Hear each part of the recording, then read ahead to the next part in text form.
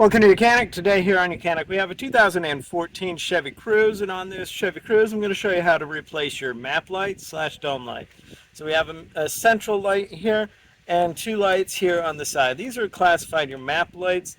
Turn them on to look at if you need to see a map in the driver's seat.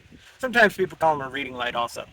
And then you have your center one, which is a part of a dome light, but typically the dome light is the one that's in the middle of the back, in the middle of your vehicle, right? So we need to pop this little cover off to gain access to that light. Small screwdriver inside there, and then be able to just pull this down nice and easy of the little tab locks that are holding it in place. And then once we do that, we have access to it. We're able to pull on these lights the best grip you can to pull them out, and they can be stubborn.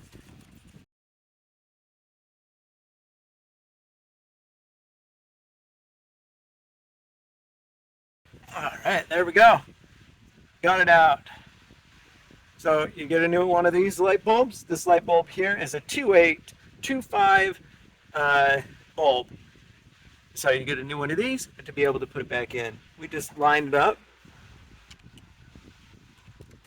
pressed it into the hole there, double check that it works, and then take our cover here and be able to press it up into place, and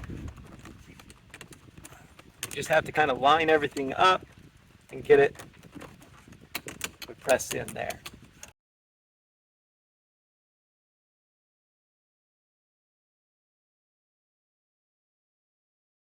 There we go. So that would be the map light and your central dome light that's right there in the front of the car, right above the driver's and passenger seat. Thank you for watching YOUCANIC, where you can be the mechanic.